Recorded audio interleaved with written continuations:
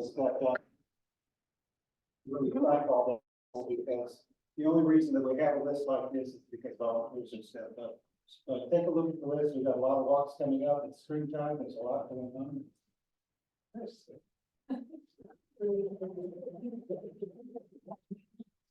I don't think you deserve to answer that. Okay, well, we're very polite. That's okay. Let me do that. It's gonna work fine. Yes. Steve, could you come up and talk about our nomination?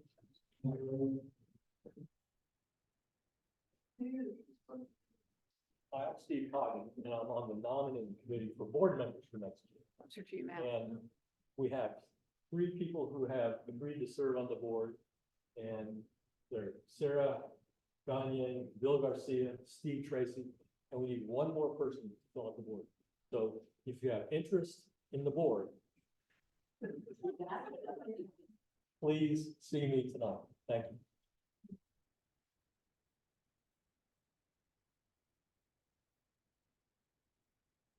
Thank you, Steve.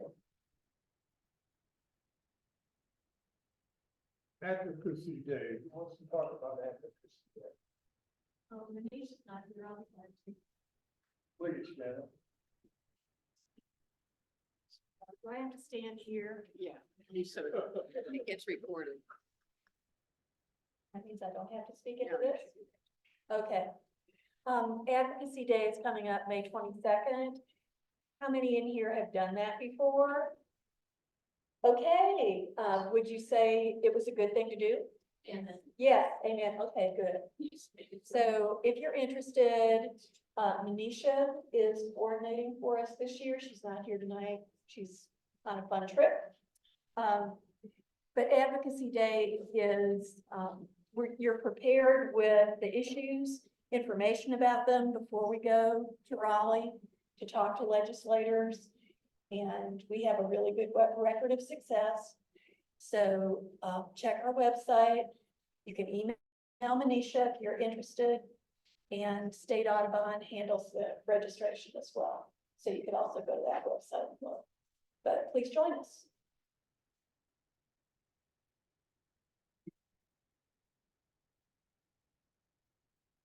Thank you.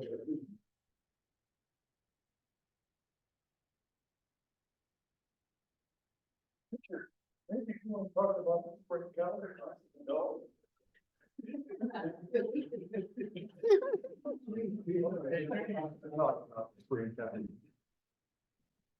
Okay, you're probably well familiar with the Christmas count, right? Well, this is the same circle. We do it every spring.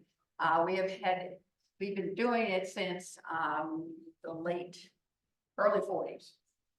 There was a little bit of a break, and then Jeff Lemons took it on again. So we've at least last 15 years.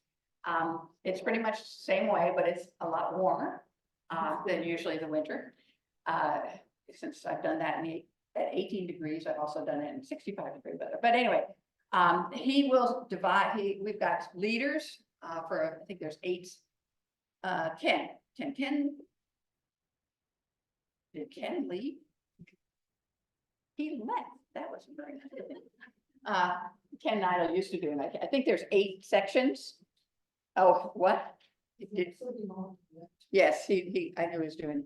But anyway, there are 8 groups that go out. There may be more now because we have so many more greenways and everything to cover. It's a 7.5 mile radius from this, not too far from here at the corner of South Boulevard and Woodlawn. So you go out 7.5 miles from there. If you can't do it all day, that's fine. The leaders will probably be out all day, but in general, anytime that you can, and if you're within the circle, you can just count at your feeder as well. And again, you can talk to Jeff about that. All that information is online, and he does best with texting. Okay, he hardly does his email anymore. So texting him or calling him, if you don't know how to text, that's fine. Call him and leave a message, and he'll get back with you. But he'll get you set up with somebody. with that. So as many eyes we can get out there for any amount of time is what we need, okay? Thank you, Judy.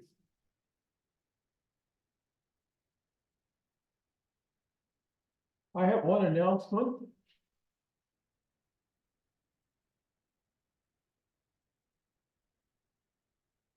Lynn Baker has kindly agreed to donate an Oriole feeder to whoever would like one. Who would like to have a free Oriole feeder? Anyone? Baker? And don't be shy. I mean, if you want it, you want it.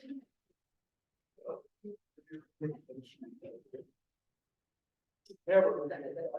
We thank you, Lynn. Appreciate it.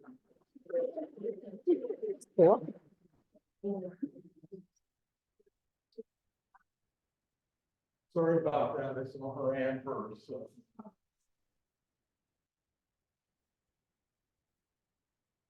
Next week's going to be a wonderful program. Again, we're going to have a speaker who will talk about Hawaiian birds, wonderful Hawaiian birds. So please come next month. It'll be a wonderful program. Tonight, of course, it's all about Judy and hummingbirds. Where's Betty? Thank you, Betty. When we introduce our speaker tonight, we all know Judy. Thank you. Sure. My name is Betty Thomas, and I'm membership chair for the Mecklenburg Audubon Society. It's perfect timing to say, if you're here and not a member and want to talk about membership, talk to me. If you're a member and are interested in some information about your membership, let me know too, because I can help. But it's a good time for me able to pitch that too. I don't usually stand up here in front. It's my pleasure this evening to introduce our speaker tonight, Judy Walker. I know Judy from back when we were both academic librarians, and Judy was the tech person then too. After I retired, I ran into Judy at the Reedy Creek Hummingbird Festival. She was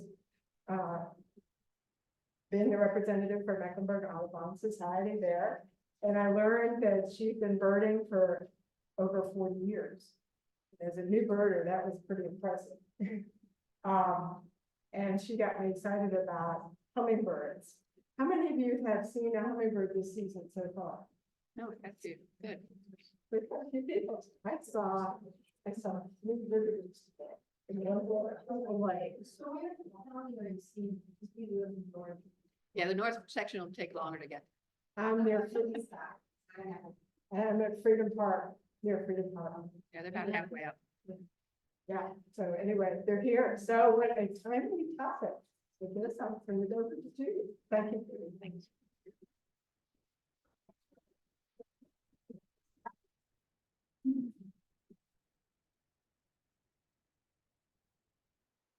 This look right? Yeah. I know if I have my hand, I'm going to do the other things with my hand. Before I get started, I'm going to put a little plug in for the board. I have been involved with Audubon 34 years. Okay. And it has been a pleasure to do it. And if you really want to help the birds, and if you really want to get to know some really wonderful people, I really recommend, you volunteer or think about going on the board. And even if you don't go on the board, but we have other kinds of volunteer opportunities this month is mad. Everybody in the world, because it's Earth Month, everybody in the world wants us to be at their festival. And of course, there's only so many at the moment. We don't have very many volunteers for them. But it is amazing the kinds of people you actually meet. And not only meet, within Audubon, but if you're at any of the other festivals and stuff, you meet them, all the folks, the other conservation folks in the area, and you get to know them and really become friends. And it's a great group to be working with. And we need all the help we can get, not just Audubon, all of our organizations do. And, right now, the example is Ray Road and the rezoning down there, trying to get everybody together there. To, push for that. So, or not against that, I should say. Non rezoning, let's put it that way. But it is, and I really, the thing is, if we don't get any new blood, this place, and if you like coming to these meetings, okay, there are people behind this. And if we don't have people on those boards, we don't have the meetings. If we don't have people on the boards, Ron and I are aging out. I hate to say it, it's getting hard. It will all come to a screeching halt. So we need as many, newbies as possible. And it's just nobody knows exactly what we're doing all the time. It's always a group effort. It's not, somebody is in charge and takes over everything, but it's a group effort. And there are a couple of past, Jill and Rich, and let's see, well, he's not here now. Malia's in the back. These are all previous board members, and they can tell you a little bit about it as well.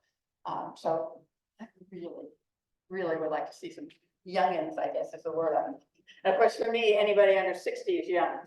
So, and that's good. That's still good. Yeah. Okay, so let's talk about hummingbirds.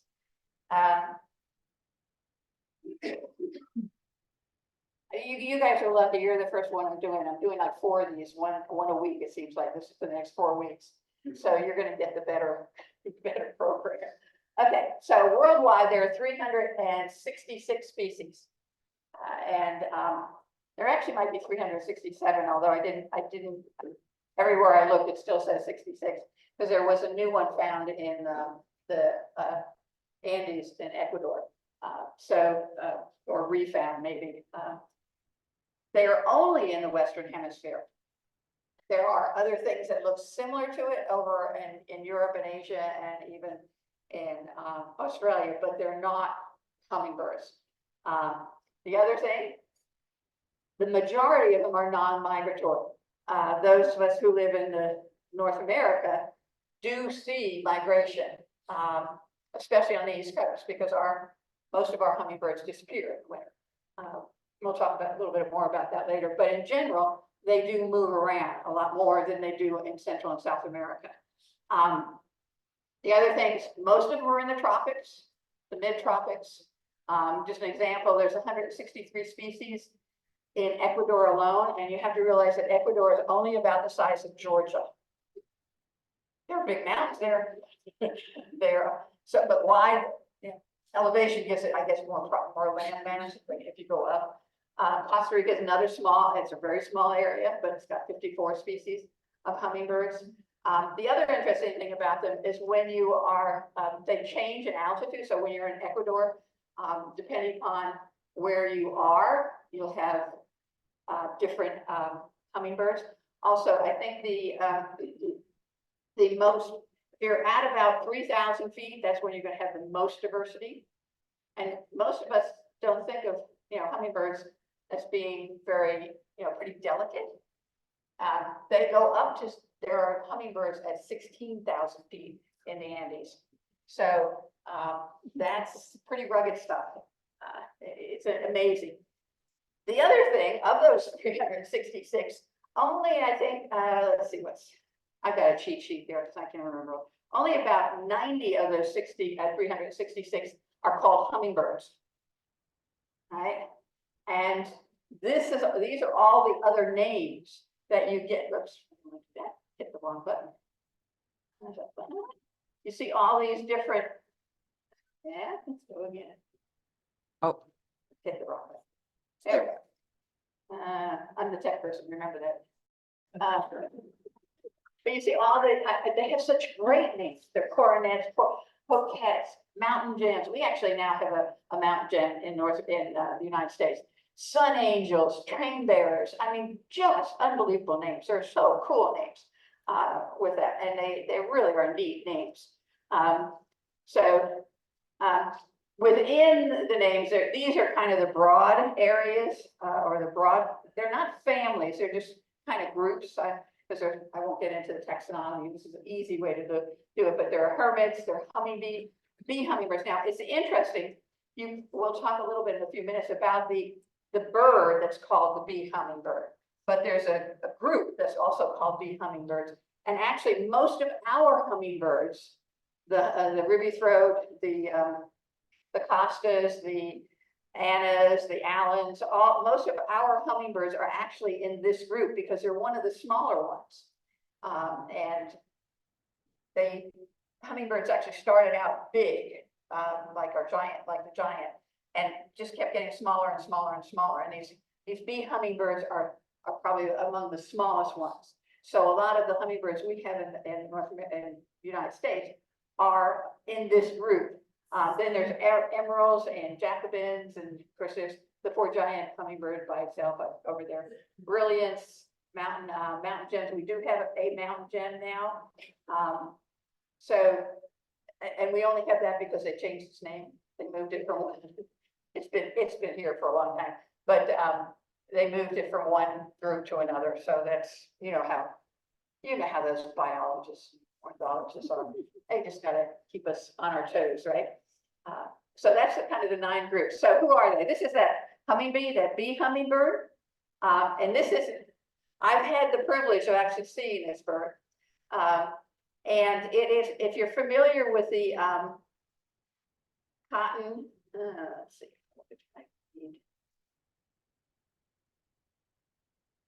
If you're familiar with, come on, I'm gonna need you over here to. Oh, we're stuck here. Oh, hold a second. Yeah, I want to go the other way. There we go. I need, like I said, I need my cheat sheet. The bee hummingbird is only found in Cuba. So to get to see it, you have to go through a lot of rigmarole anyway, just to get into Cuba. And it's interesting, Cuba really only has 2 hummingbirds. It has the bee hummingbird and then the Cuban emerald, which is obviously much bigger. And you just can't get an idea, even when you see this bird, it's hard to fathom how small it is. You know what a carpenter bee is like? You know, that's about how big it is. I mean, so you see it move. Of course, it moves a lot faster than those carpenter bees. So it's moving around all over this. And when you take pictures, unfortunately, because you're taking a close-up picture, you don't get that impression of how small it is. So these two are kind of good. That's a good idea. It's weighs about a dime, and the nest is about the size of a quarter, which is very interesting. Then, on the other hand, you have this guy, which is the giant hummingbird. And this is a high Andes hummingbird, and it is about the size of your hand, about the size of a robin or whatever. And it's, if you were looking at the slides earlier, I have a picture of the giant and the sparkling violet ear. And the sparkling violet ear is not a small bird, it's a small hummingbird, but it looks small next to this guy. And again, they're high, very high altitude. And these are just ones, I just love this bird. The tail is like 3 times the size of the bird. And it's amazing when it flies. This is the other one that was really, but these pictures of mine from Ecuador. When I went to Ecuador, we were there 10 days. I saw 53 different species of hummingbirds. So it was amazing. And you could sit at a feeder for hours and just, oh, it was just amazing. If you ever get to go, go. But we'll talk a little bit more about this guy later. Well, no, you do need to see this. So let me go back again. If you can see here, that's his tongue down here. That's the edge of his tongue, all the way down here. And then when he's flying, again, his bill, the sword-billed hummingbird, I can never say that, the bill is almost the length of the bird. And it's amazing to watch this thing negotiate around a feeder. Okay.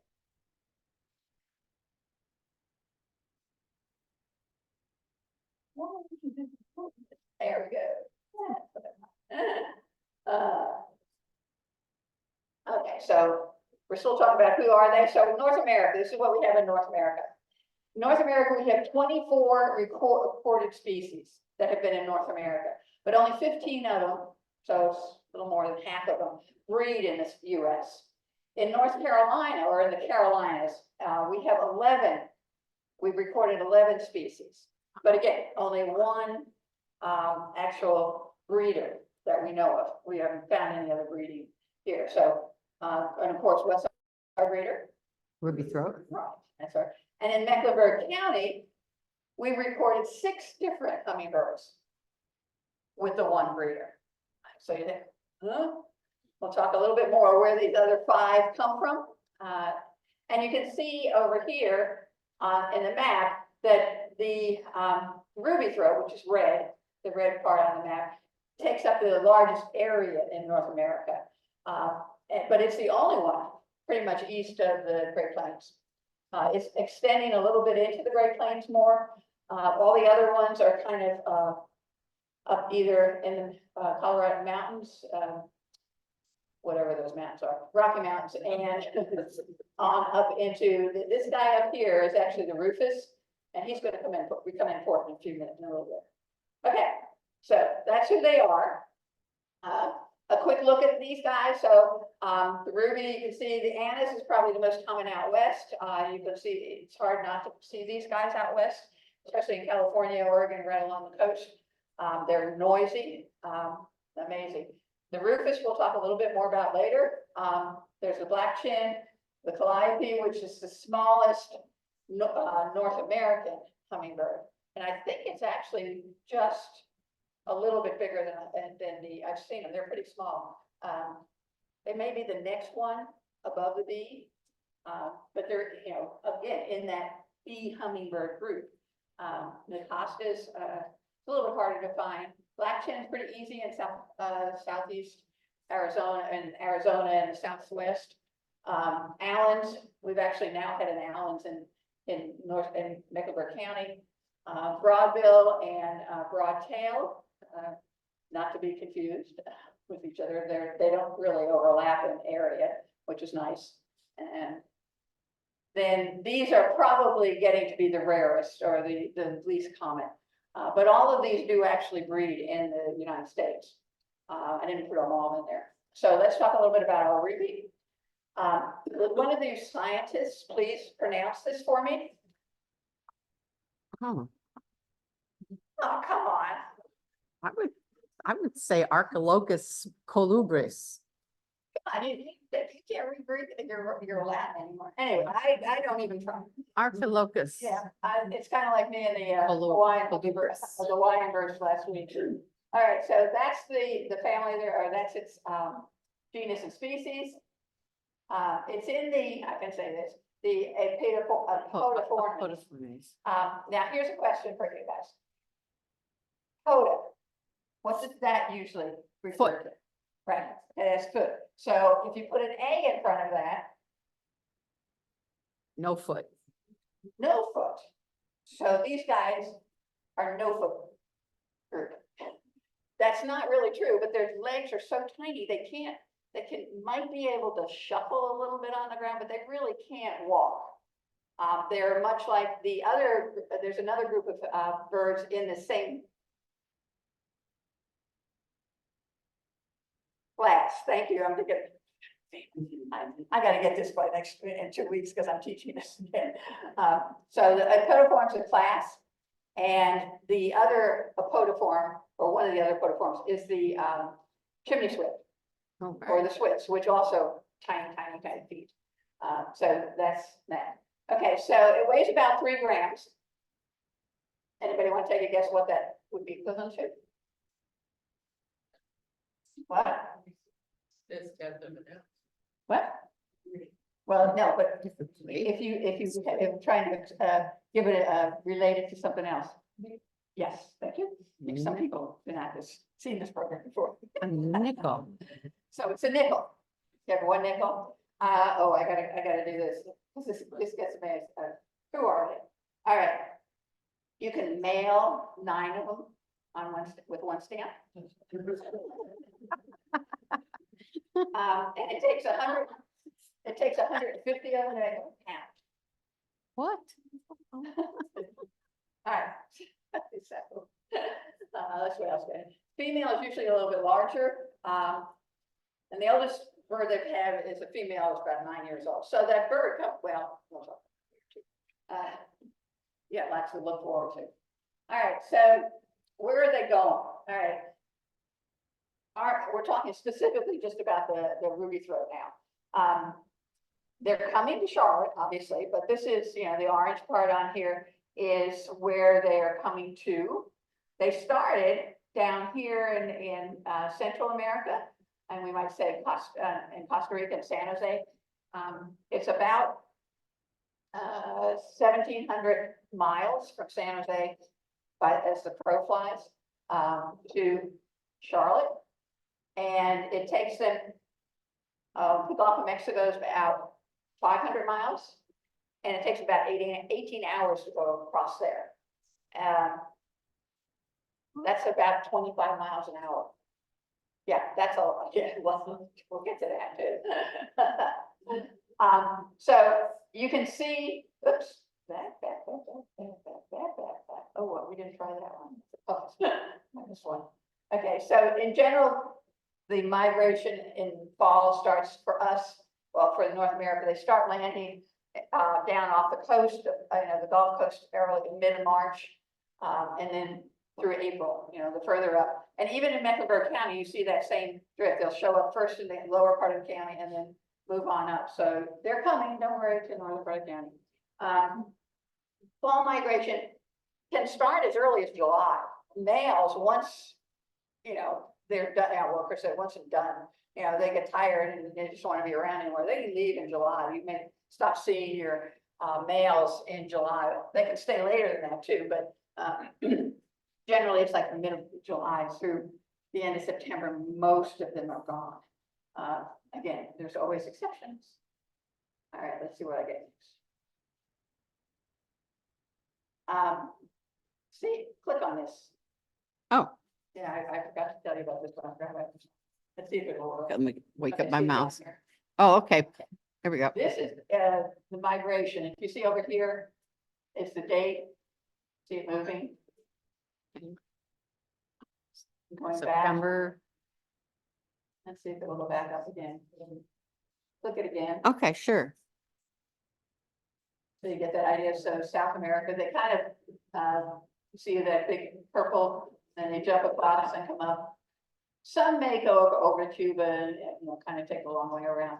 But that's courtesy of eBird, which is very nice. Okay, next one. Oh, that's me. Never mind. Is it going to turn? Oh, Okay. yeah, you might have to. Oh, there we go. Okay.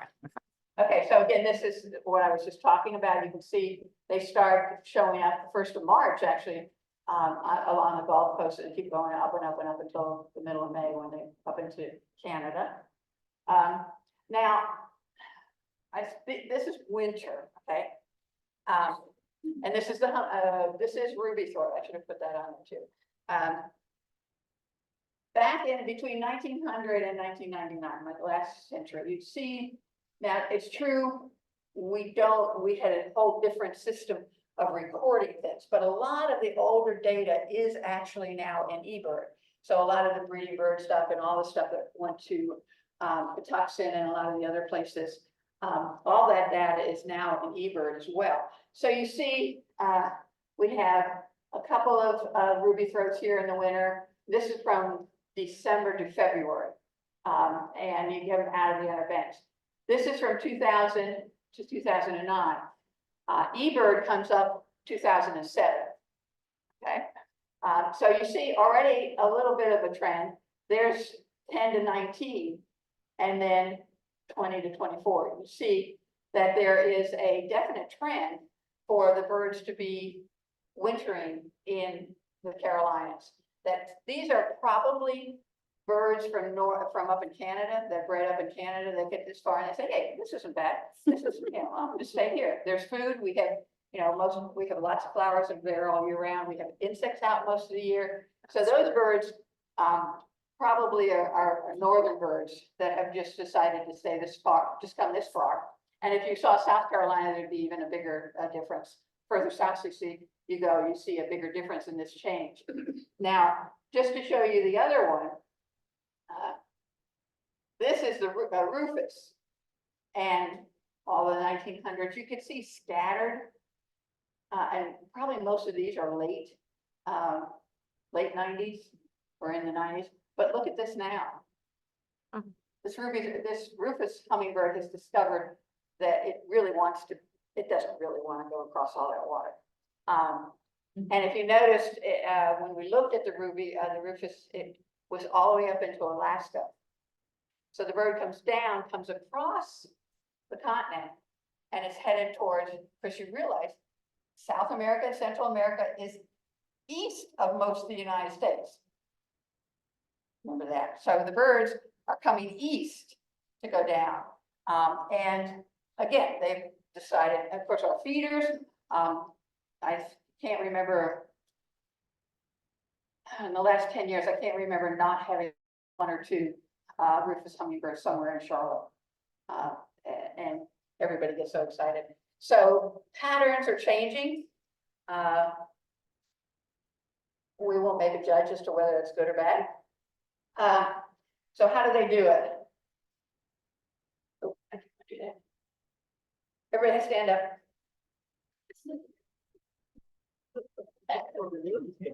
Stand up, you got it. We're doing a little exercise here. Okay. I'll get my timer out here, wait a second. That's all. That's okay. Make sure it spread out a little bit. Spread out a little bit. Yeah, right. Or you can do little ones. All right, I'm only gonna do 30 seconds. All right. So when I say go, start flapping your wings. Go.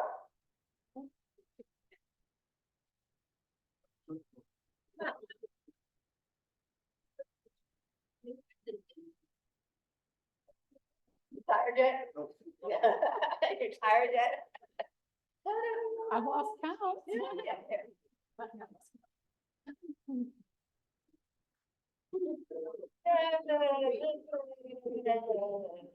Okay, stop. How many? Anybody count? I was well over 50 or 60. 30 seconds, she said she was about 50, she was between 50 and 60, but you should do what most people do. Okay, so now we,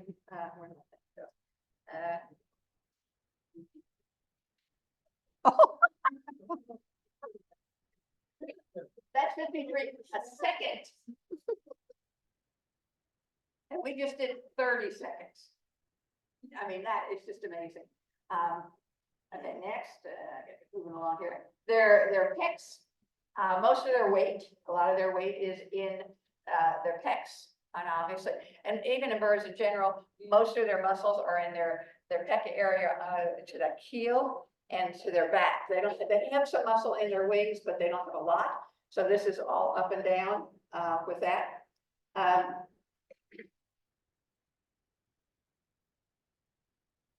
They just go a little, I like that for heart rate. 1260 beats per minute for heart rate. That's kind of, it's our resting. And lay off the bacon. Yeah. The resting heart rate for can be as slow as between 50 and 80, but can be as high as the 1260, which I have up here. Oops. It doubles its content before it migrates.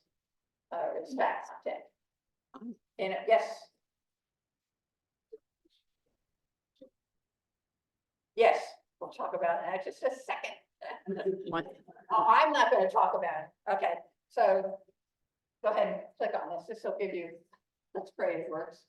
Oh yeah, it's gonna work. There.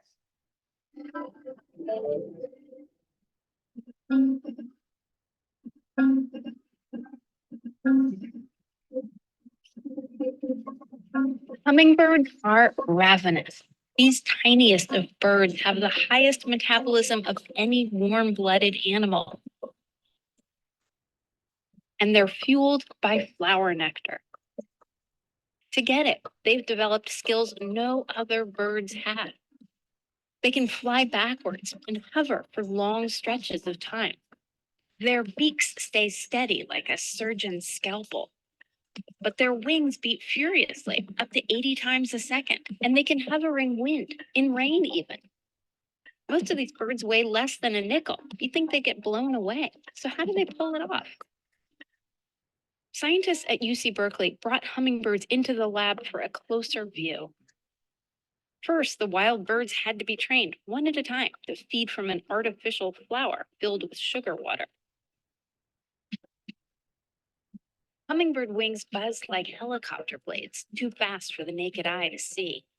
But by recording them with a high-speed camera at 1,000 frames a second, scientists can see the individual wing movements. They can actually see how hovering works. Most birds flap their wings up and down to fly. But hummingbirds move their wings backwards and forwards in a figure-8 movement, like oars. This generates lift during the upstroke and the downstroke, which helps hummingbirds stay stable instead of bobbing up and down. But how would a hummingbird respond when the weather gets rough? To find out, the scientists moved the hummingbird into a wind tunnel and hit record. The wind is coming from the right side of the cage, up to 20 miles per hour. The hummingbird must fly into the wind to get the sugar water. This high-speed footage shows how the bird twists and turns its body in the direction of the airflow while using its wings for control and its tail like a rudder to stay steady. Even rain can't stop the hummingbird from feeding. See how it shakes off drops of water from its body like a wet dog? The birds can't afford not to eat. They have to consume their weight in nectar every day to survive. And the flowers need them too. As they eat, hummingbirds spread pollen from plant to plant. It's a symbiosis, a two-way street between a bird and a flower. These tiny flying machines have evolved ways to hold up their end of the bargain. Rain, wind, or shine.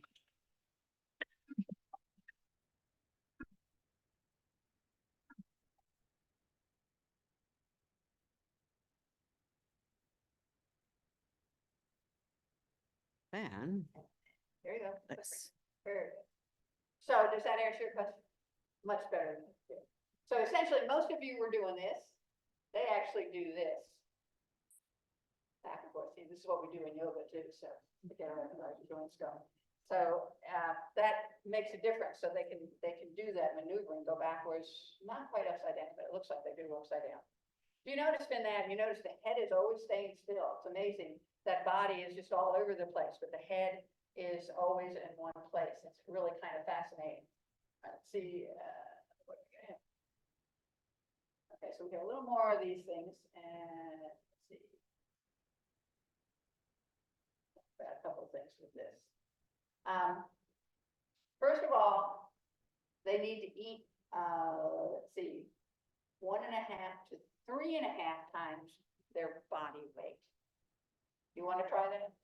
You want to try doing 1 time your body weight, 150 pounds or whatever average. Somebody, I have some here that is equivalent to 300 packs of potato chips a day. But it doesn't say what size potato chips. It just says pack, so it could be the little guys, not quite that, but if it's a big one, it could be a whole. So they found that the other thing that makes, that's just the fuel that they get. So the way they breathe is really fascinating, and they do have a much larger concentration of red blood cells, because that's what circulates the oxygen us. They have what's called a two-breath sequence. I'll show you this in a second. Their lungs are rigid, and they don't have a diaphragm. So what's going on? They have air sacs, and those the air sacs are what help drive the oxygen or the air through their body. They also have pneumatic bones, which will actually also help with air or distribution and air, and of course for being light and so forth. So here's what this lovely system of breath. And I was going to put a video up here, which is really good. It was done for elementary school kids, which I thought was probably appropriate for kids. But the front part, I didn't have enough time to actually cut it back because the first part is not what we really wanted to look at. But anyway, what happens is the air sacs, these guys here, the lower air sacs, and I think they're 8 or 9, maybe 12, somewhere. There's a lot of air sacs all over the body, but they'll expand. Okay, when they expand, of course, when you expand, it draws the air in. So on the first breath,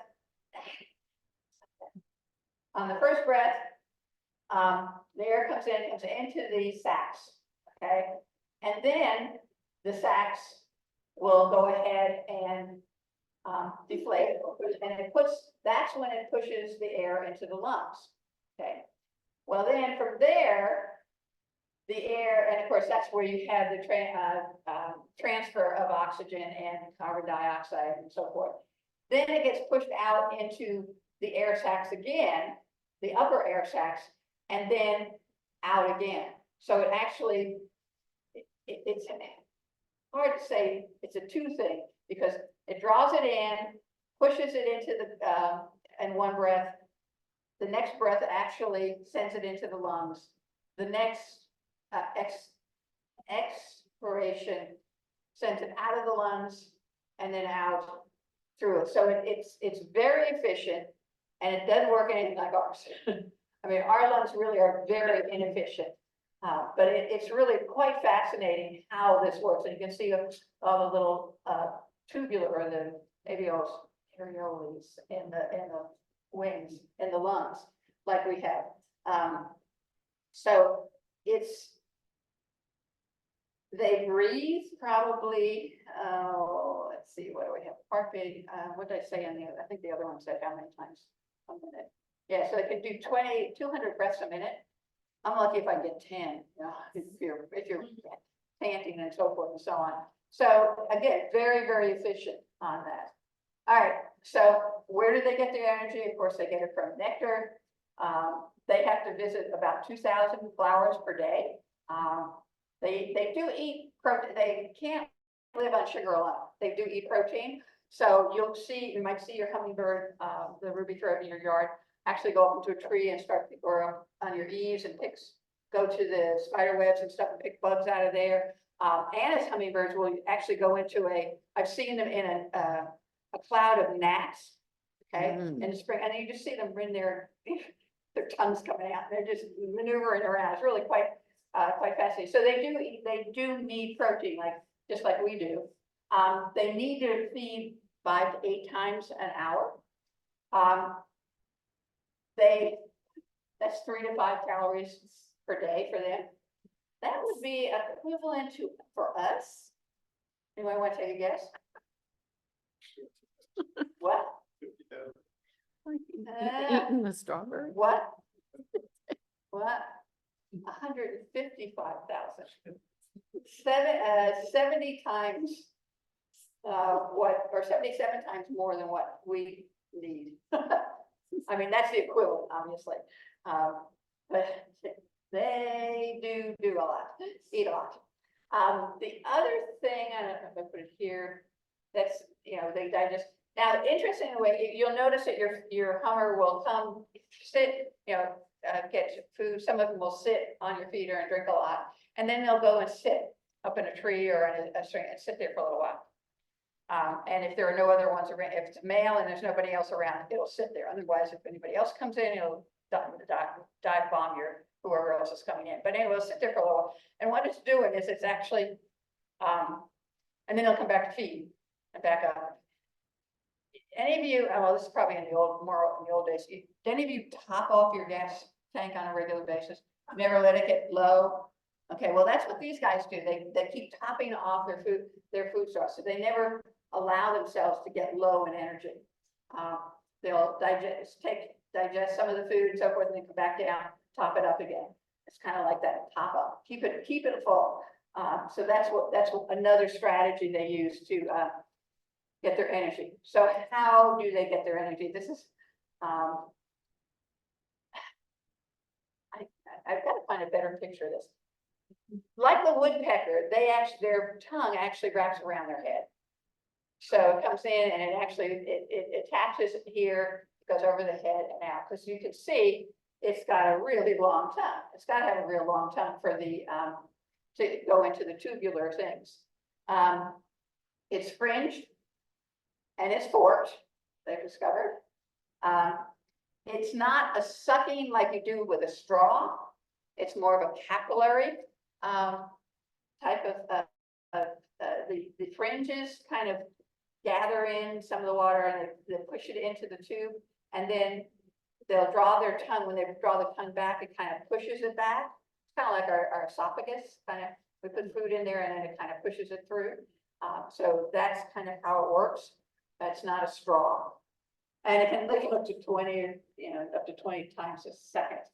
You see that tongue go out. Go ahead, do it quickly on the move, do the follow. But you can kind of. I started using HoneyBook. Oh, We sorry. hit $80,000 in revenue once we started streaming.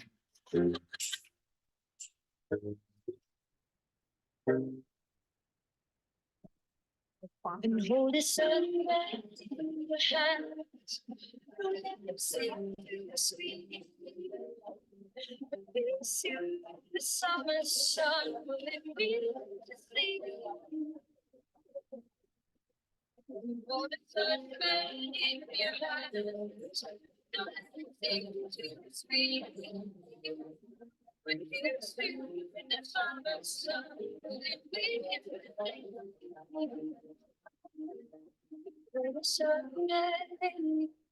All right. That's cool.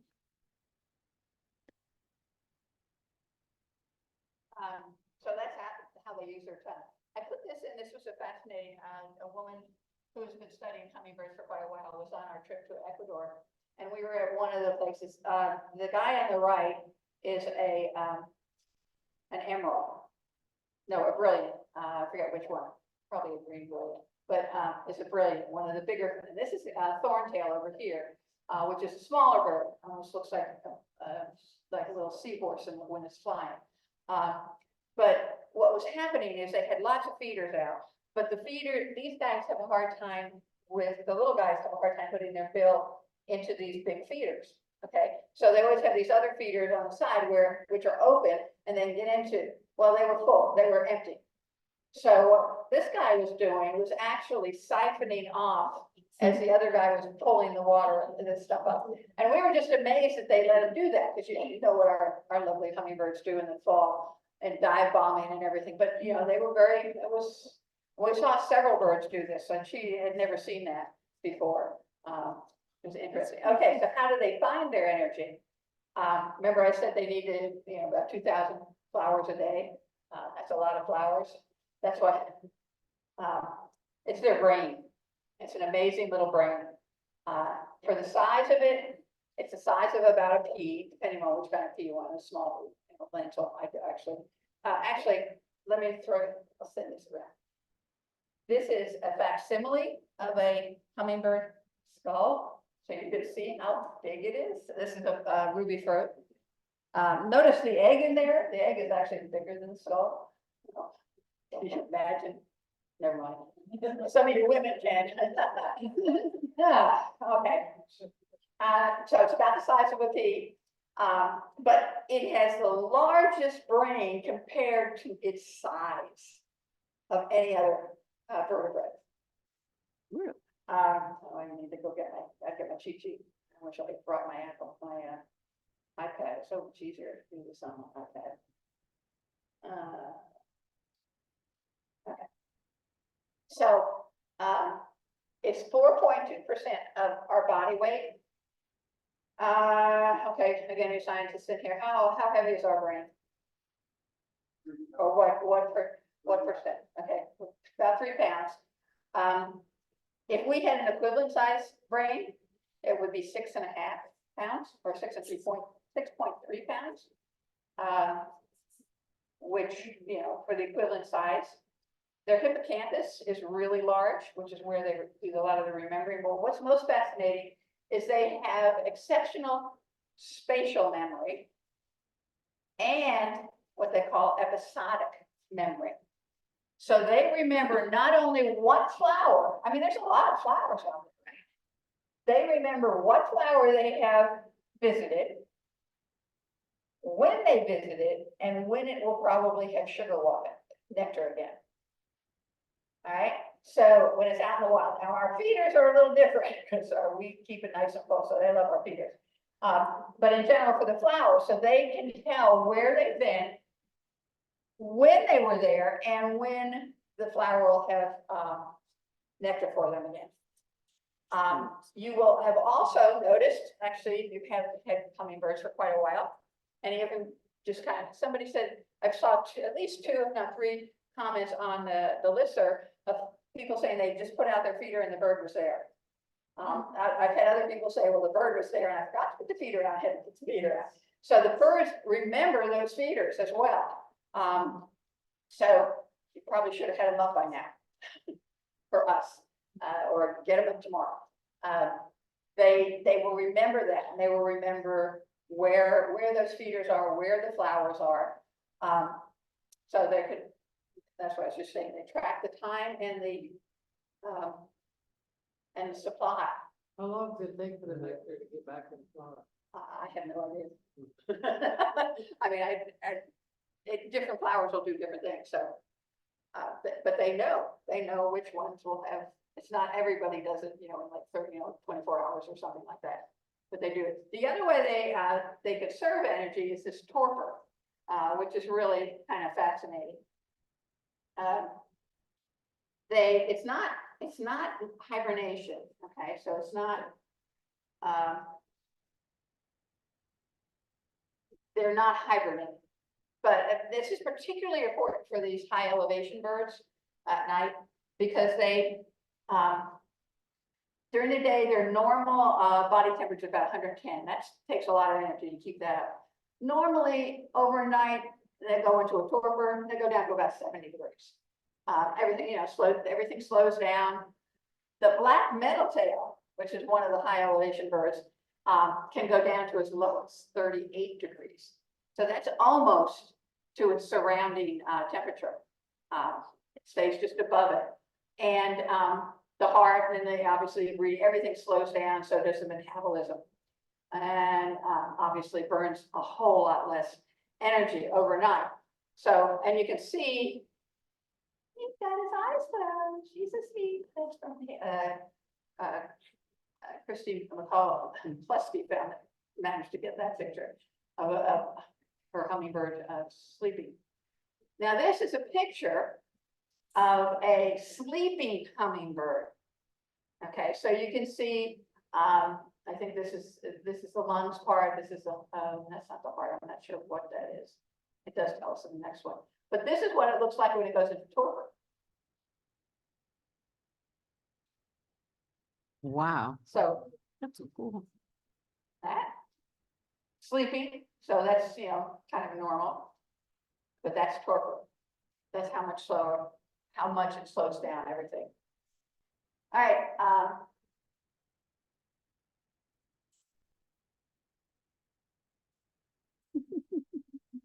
So do they sing? Do hunters sing? Well, hopefully you can hear these. For you. This is our ruby throat singing.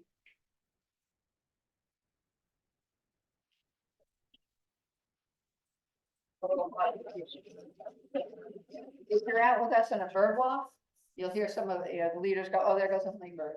And we, do you see? No, we heard it. I mean, it goes by. You can hear it going by. It's not the hum, but it's that chip sound that they'll make. Do the ant. The ant is a very talkative bird.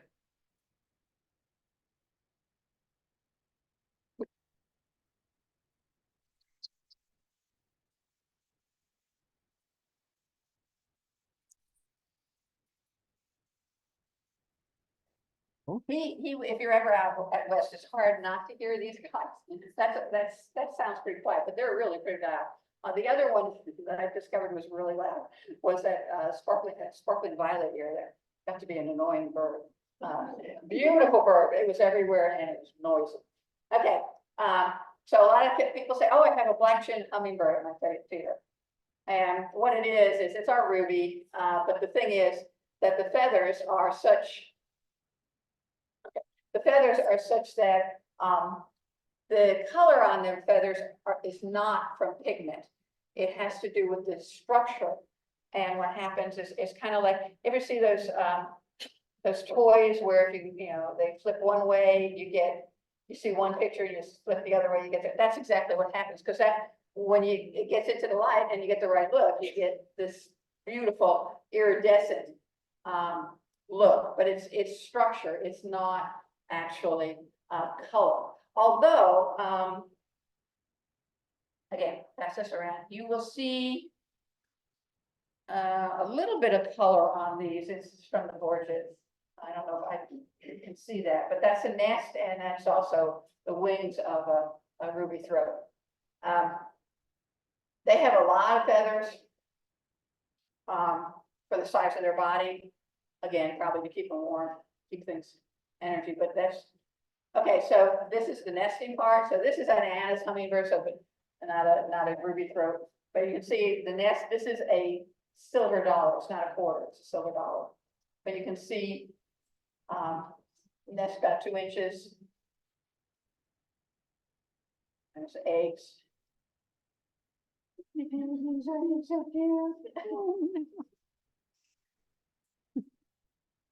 Now, what's interesting about the nest is there's a nest in this box that's going around.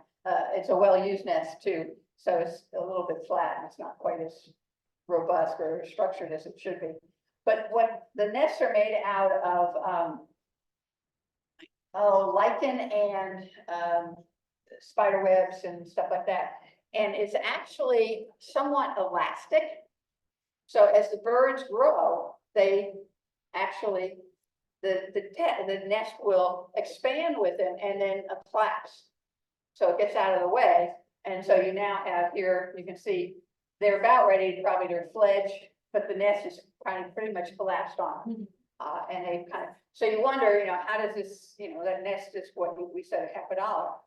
2 hummingbirds those hummingbirds are small, but they're still not that small when they get to be ready to fly. So that's what happens with the nest. Yeah. It just collapses and expands as they expand. Okay. You like attracting hummingbirds? I like this.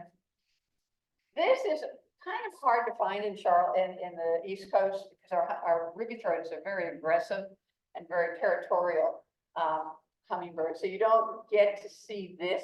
You can see this a lot out west, some of the hummingbird feeders, stuff like that. If you want something like this, you have to put out a lot of feeders. You really just have to put out a lot of feeders, because what will happen is our ruby throat a male in particular will decide, okay, that's my feeder. No one else is going near it, and so they'll dive bomb anybody. So they get very territorial, but if you have multiple ones, they can't keep up with all that. So the one thing I tried one time, because I thought, oh, okay, I'll put one in the front of my house, I'll put one in the back. Well, the male figured out where he could sit in the tree, see both feeders, and he would not let anybody either feeder. So it gets to be quite amusing to watch, especially in the fall. You see, most of what you're seeing in the fall fighting over the feeders are immature birds, because by then a lot of the males have left. I know there are a couple. I know if you go up to Hickory, what's the place that you go for the eagles? Riverbend. He's got out several feeders, and you can usually see more than one hummingbird there. And at some of the nature centers here, they have them far enough apart that you can see multiple birds coming into multiple feeders. But that's hard to get in your backyard.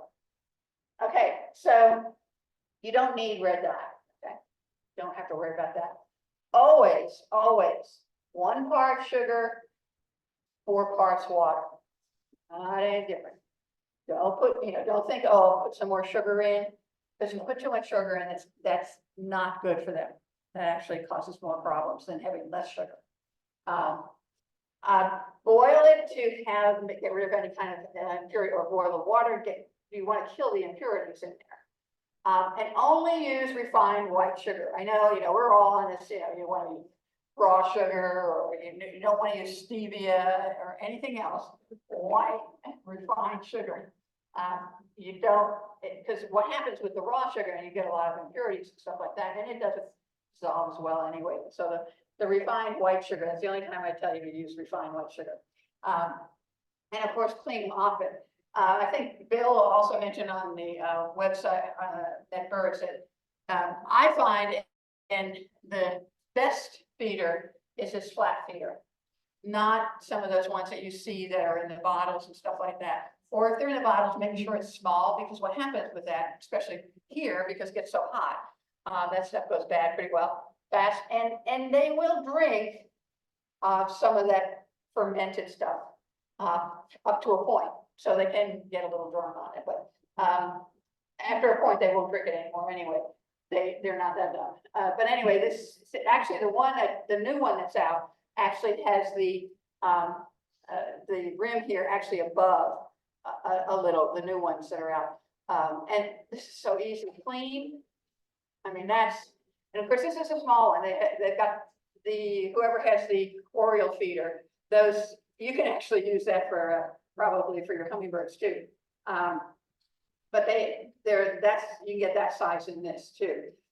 So I put up a couple of these with that. And of course, clean often, and you can use a little bit of clear Clorox and make sure you dry it. I actually put mine in the washer. Doesn't seem to bother. Of course, I have about 4 of them, so I rotate them through so I make sure they're clean and stuff like that. Of course, the best way to help your hummingbirds is with native plants. Salvia, bee balm, cardinal flower. I think I need to buy my cardinal flower again this year. But those are really good. But they'll come into, I always put a couple of geraniums out in March, the middle of March, when they first start selling them.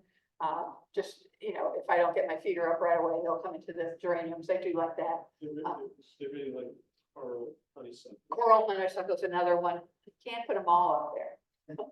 You have to come to my presentation at the gardens, and you'll get all the other ones.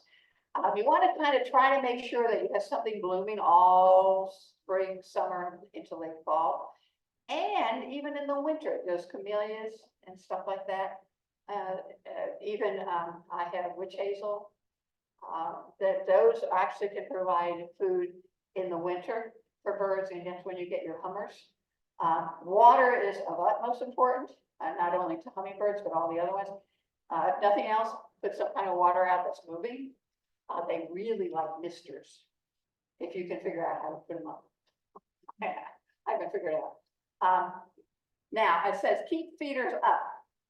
That's the thing I did often in the fall. When should I take my feeder down? Because I would say this has got to be 40 years ago, maybe 50 years ago on Wild America. I mean, many of you will remember that show, right? What's his name? Soffer. What is that? He said, take your, Labor Day, take your feeders down. And that has persisted. No, don't take your feeders down. I would recommend at least keep them up till Thanksgiving, especially with our winters becoming so much milder. You really want to keep them up, because that's when you're going to get those winter hummingbirds, those 5 other hummingbirds that are been found in the county. So that's your rufous hummingbird, we've already seen. Oh, by the way, this guy, I showed you the change in the pattern for the rufous in the Carolines.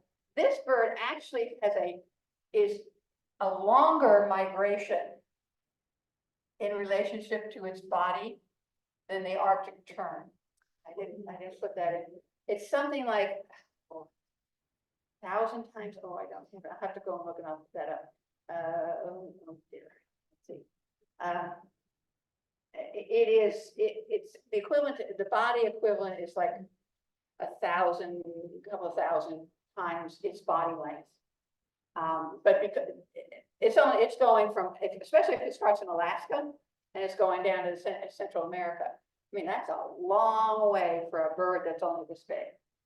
I mean, Arctic tern is a good-sized bird and also has winds and everything to help it. So it's really does have the longest migration in relationships with body. Now, this particular anise,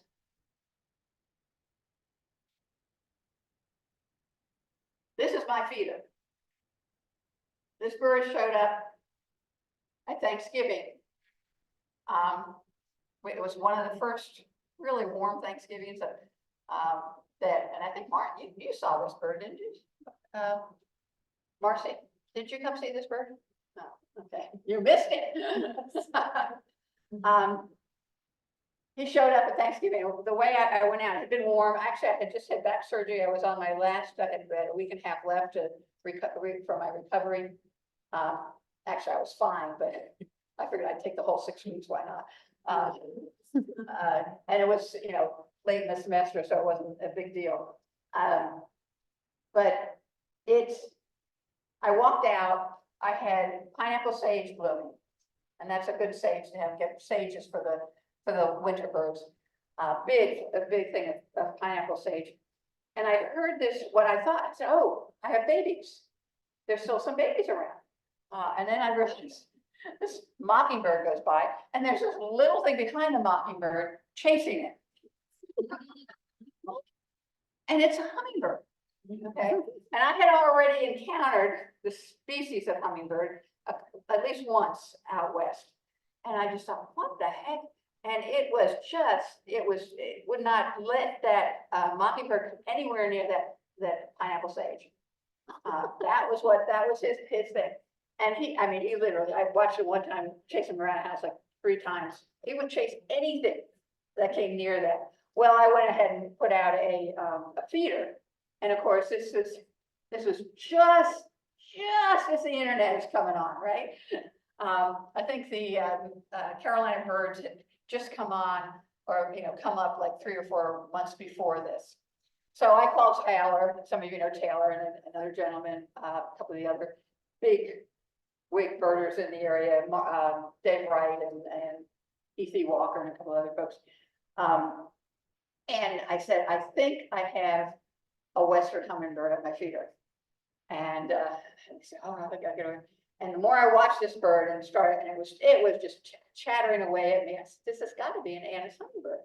And of course, you can only see a little bit of a couple of spots of this the gorget. But anyway, so Taylor comes running over and so excited, and they're all. And so he goes, this is a Sunday. He says, okay, tomorrow I'll call the other guys on the rare bird committee, right? So they can come verify this bird before we tell anybody else it's out there. Well, and of course I'm at home, I have no internet. I do have my computer, I have a computer, but I don't have any internet. The next thing I know, about noontime on Monday, I get these phone calls. How do we get to your house? And it was like, what? I mean, literally, I had people coming down from Raleigh. Within, he put it out on the internet. He put it out on the serve at about 10 o'clock. I had people in my yard at 1 o'clock. And the next morning, I got up. It's Tuesday morning. This is probably 7 o'clock in the morning. I told them the bird doesn't show up till 8:30. They were there before that, so I made coffee and everything. So these were whole so they were there because this was truly the first record east of the Mississippi. Oh. As it turns out, there are 2 other ones showed up. One showed up in Binghamton, New York, about the same time, and one in Atlanta. The Binghamton one, they actually captured and put in a greenhouse for the winter. You're not going to make it through that. The Atlanta one, they tried to ban it, and of course, immediately it took off, because it didn't want to stay around. So we waited a little while to see if this bird was gonna settle in, and they actually did ban them. And here they are banning. I don't know if you can see it here, at the very top of the clip, the paper clip is the band. I mean, it's like not any bigger than this light, teeny tiny, and of course, I get to hold it and all this stuff. He actually stayed with me until March. Okay. I had 250 plus people come and see this bird at various times. But the worst part about it, I shouldn't say the worst part, the funniest part about it, he really liked to sit in my hydrangea right outside my bedroom window. So when it was cold, really cold outside, people didn't want to, I mean, I'd have them in my bedroom, sitting on my bed in my bedroom, watching this bird.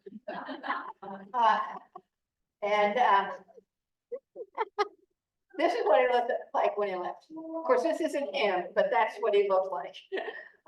He would come in every morning after he went to the feeder, and he'd preen in the hydrangea, and I could see this gorge would come up, but that's what he looked like when he left. That's not actually him. I did discover that he did make it back to California or wherever, that area.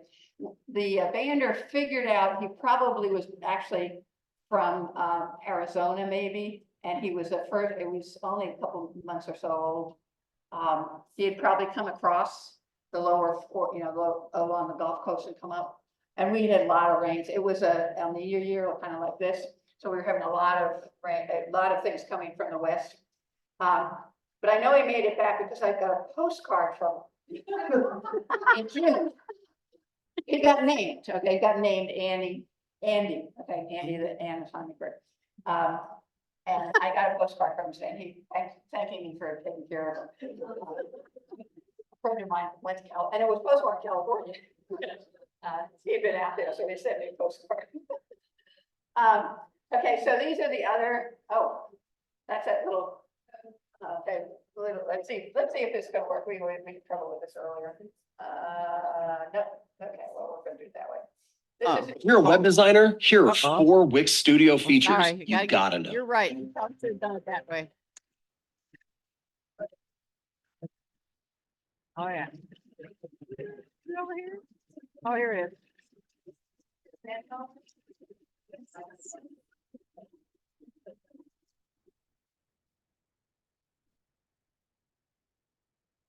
Wow.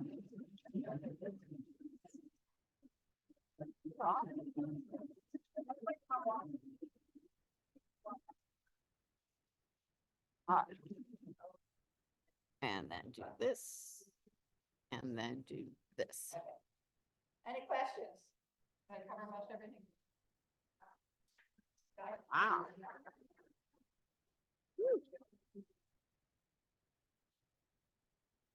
Yes, sir.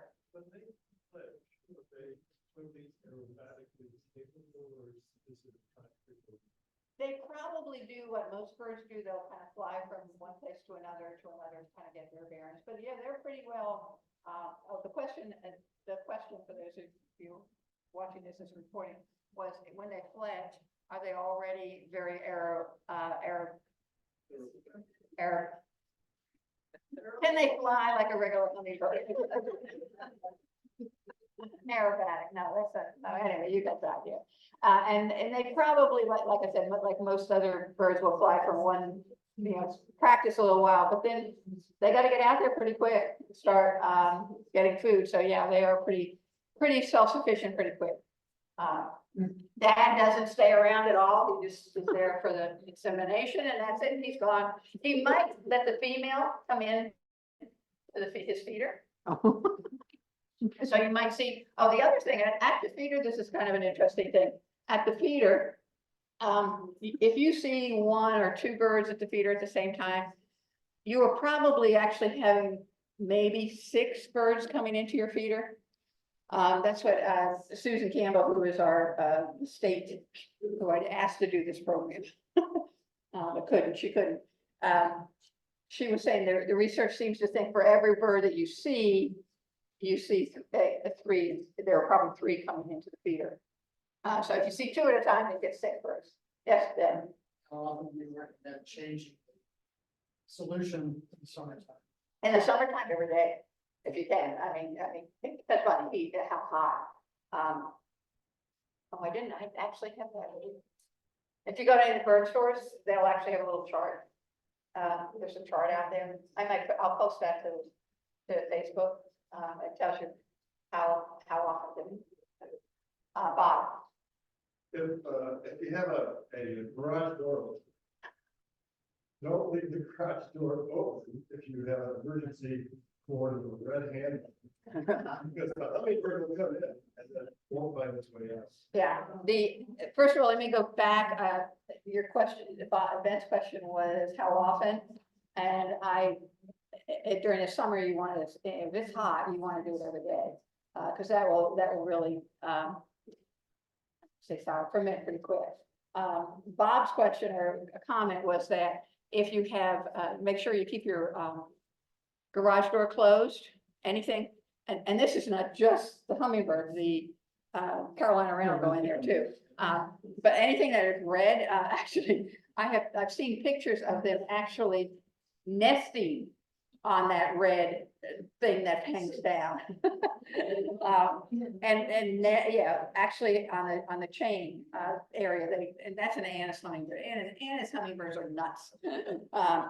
Yeah, if you go out and say, look at funky hummingbird nest, you'll see them on, there's another one that's on a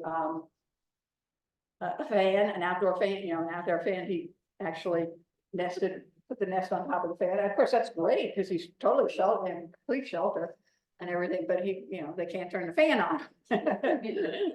But, Connie. So they nest in bushes or trees or where? They like to be, maybe about 10, 12 feet high, not really high. Generally on you saw the nest there is kind of a branch that's kind of flat. And also perhaps, maybe a fork, and they put it in the fork. But they will nest, they don't read the books, okay? So they will nest in some pretty weird places as well. But generally it needs to be a little more on the flat side. And that was the question there was, where do they nest? I'm sorry. Maureen. Now, I hang my hose and I put a handle on this, but I hang it from a branch. Yeah. Right outside my kitchen window, and it sprays into this bush, and I've seen the hummers just. Yeah. Noreen was commenting that she puts takes her hose and hangs it over the top and puts it on spray, and she can see the hummingbirds coming through it. And like I said, you can buy those misters at the bird stores as well. I can't see your name. Tom. Oh, Tom, yes. I don't recognize you, but I have. Eggs are laid. They takes about 12 days, 10 to 12 days for hatching, and another 10 to 12 days for fledging. The question was, how long does it take from laying the eggs to fledging? So it's about 3 to 4 weeks, depends. Oh, you only get 2 eggs at a time. Oh, they don't usually, now, the ruby throat probably is only one nesting. How many? Yeah, they probably only do one a year. Most of our fledging seems to appear right around the 4th of July. You'll start seeing lots of birds at your feeder. So I don't know if they actually wait a while after they get here, because it's here in April. I don't usually see any young. I see some females, but you don't see any young until about July, the first part of July. How do they feed their babies? How do they feed their babies? You ever watch trying to think, I see gulls or anything, they kind of stick it down their throat. They open how do they feed their baby? The kids open their bills. Because you notice that the bills were really pretty short when they're young. They kind of grow as they, that's how they aged my Anna. That Anna's something that they could tell how old it was by the rings on the bill. But yeah, they'll open and they'll just like all the other birds, they'll just stick it Now they're feeding them, gnats, they're feeding them protein, they're not feeding them nectar. So they're gonna get bugs and that kind of stuff. Not the nectar, they don't start getting the nectar until they actually are out on their own. Yeah. All right, so next month, Kevin Burke is a great guy. I just got back from Hawaii with him, so you're going to see a recap of our lovely trip. And you will find it amazing. I was just floored. I was hard to remember that I was in the United States. Because the culture and everything else is so different. But you're doing. Otherwise, have a great month. See lots of birds. Hope to see you next week.